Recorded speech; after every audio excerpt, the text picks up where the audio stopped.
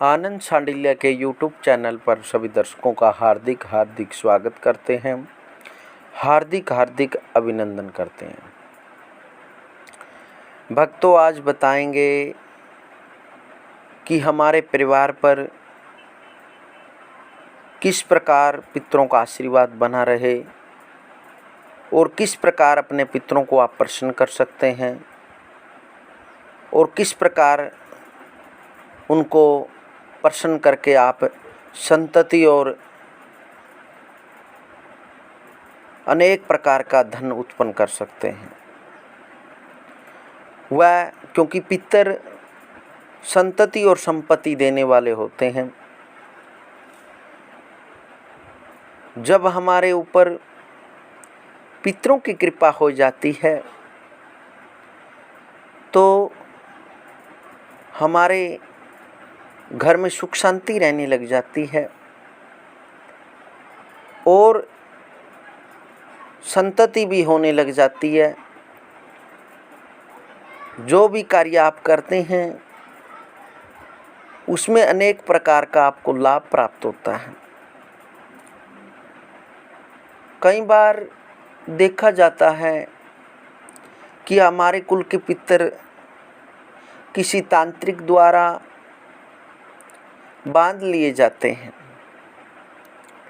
या कई बार ऐसे देखा गया है कि कोई प्रेत शक्तिशाली हमारे पितरों को कष्ट देने लग जाता है।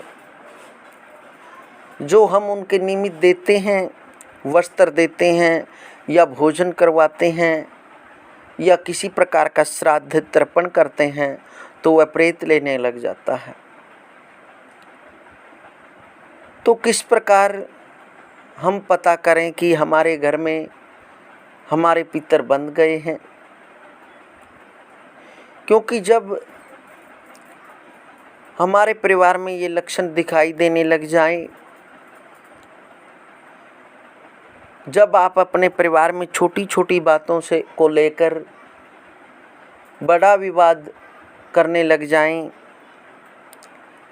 या मेहनत करते करते भी आपको पैसे की कठिनाई होती हो या किसी से आप पैसा लेना चाहते हैं वह आपको देना नहीं चाहता या आपका पैसा डूब गया है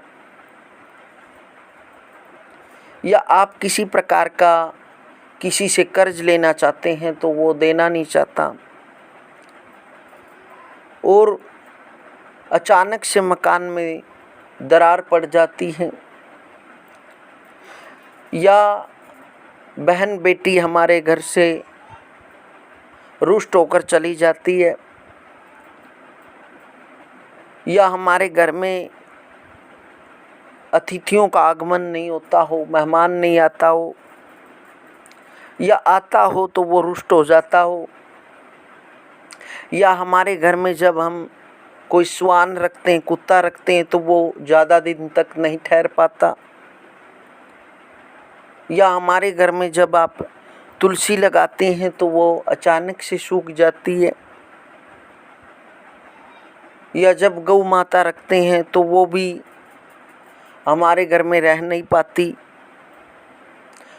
इस प्रकार से अनेक जब आप ये लक्षण दिखाई देने लग जाए तो समझना ना कि आपके पितर रुष्ट हैं, आपके पितरों को बांध दिया गया है या आपके पितरों के साथ कोई शक्तिशाली प्रेत लगा हुआ है। तो सबसे पहले क्योंकि ये मत न समझना कोई भी कि हमारे पितर नहीं होते, सभी के घर पितर होते हैं। क्योंकि जब भाद्रपद की पूर्णिमा आती है तो यमराज पितरों को विदा कर देता है। जो भी हमारे घर से बुजुर्ग चले गए हैं उनको वहाँ से विदा कर देता है कि तुम मृत्यु लोक पर अपने अपने घर जाओ और देख कर आओ कि आपके निमित्त आपकी संतान क्या करती है। तो जब पितर पक्ष लग जाता है अश्विन मास में तो जब पितर आते हैं तो हमारे घर में विवादता हो जाती है, रुष्टा हो जाती है, कलह रहता है। हम श्राद्ध नहीं निकालते, ब्रह्म भोजन नहीं करवाते, पितर तर्पण नहीं करते, तो पितर श्राप देकर लौट जाते हैं। तो पितरों को प्रसन्न करने के लिए वैसे तो हर मास की अमावस्या को यह उपाय कर सकते हैं, लेकिन विशेषकर पितर पक्ष में यह उपाय करें। आप अपने पितरों के निमित्त किसी ब्राह्मण को अपनी पितरों की मृत्यु तिथि पर उसके इच्छा अनुसार भोजन करवाएं और भोजन करवाकर उनको द्रव्य दक्षिणा देकर आशीर्वाद ग्रहण करें। दूसरा उपाय, आप गया जी जाकर अपने पितरों के निमित्त श्राद्ध व पिंडदान कर सकते हैं, या फिर श्राद्ध पक्ष में 2 रोटियों पर थोड़ा हा गुड़ रख के और अल्प सा घी लगाकर गौ माता को दे सकते हैं, या फिर एक लोटे में जल भर के सुबह स्नान आदि से निवृत्त होकर लोटे में जल, थोड़ा हा दुग्ध, पुष्प व काले तिल डालकर सूर्य को दे सकते हैं। और जो भी आपके पितरों की तिथि है, अपने पितरों का नाम ले सकते हैं, या वैसे फिर आप राम नाम का चिंतन कर सकते हैं। और एक उपाय, पितर पक्ष में पितर गायत्री का जप करें। देवताभ्यः पितृभ्यश्च महायोगिभ्यः एव च नमः स्वाहायै सदायै नित्यमेव नमो नमः। इसका जप करने के उपरांत आप गौ के कंडों को प्रज्वलित करके उन पर थोड़ा हा गुड़, घी व राल का भोग लगाएं।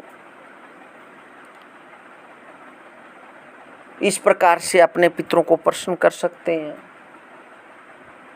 अवश्य ही आपको स्वप्न के माध्यम से पितर दिखाई देने लग जाएंगे। या फिर पीपल वृक्ष में थोड़े तिल जल लोटे में डालकर पितर गायत्री का उच्चारण करके पीपल में दे सकते हैं। इससे भी पितरों के अंदर शक्ति होती है, पितरों का आशीर्वाद प्राप्त होगा आपको। क्योंकि पितरों का वास काका कौओं के अंदर होता है, पिपीलिका कीड़ियों के अंदर, स्वान कुत्तों के अंदर और विपर ब्राह्मणों के अंदर और धेनु गायों के अंदर होता है। इनको भोजन करवाएं और बड़े प्रेम के साथ अपने पितरों का तर्पण करें। क्योंकि पितरों का तर्पण करने से एकैकस्य तिलैर्मिश्रं स्त्रीं स्त्रीं दद्या जल अंजलिं यावत् जीव कृतं पापम तक्षणादेव नश्यति। जन्म से लेकर तर्पण के दिन से किए गए तर्पण से किए गए पाप उसी समय नष्ट हो जाते हैं जब आप तर्पण करते हैं। और ये भी न समझना कि कई बार आप पर पितरों का भार नहीं होता, आपके जो बुजुर्ग चले गए हैं उन पर पितरों का भार होता है। कुछ देवीय कृपा होती है जिसके कारण आप उसको संतान रूप में प्राप्त हुए। क्योंकि कहते हैं पितरों की कृपा के बिना संतान उत्पत्ति ही नहीं होती। लेकिन फिर भी भगवान के लेख को कोई नहीं मेट सकता। जब आप पर अपने इष्ट देव या किसी देवी देवता की कृपा हो जाती है तो संतान तो हो जाती है। लेकिन पितरों की कृपा के बिना वह संतान नालायक हो जाती है, नास्तिक हो जाती है। अपने परिवार का नाश करने वाली हो जाती है,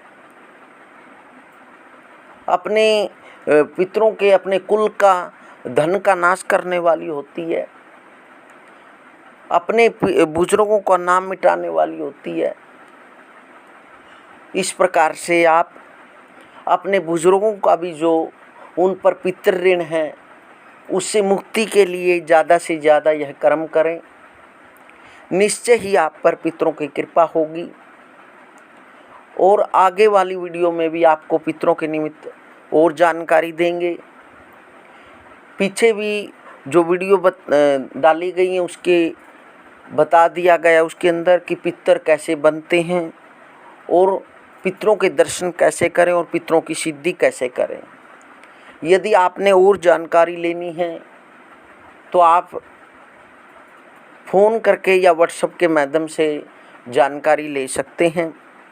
आपको पितरों के बारे में सारी जानकारी दी जाएगी। हरि ओम हरि ओम।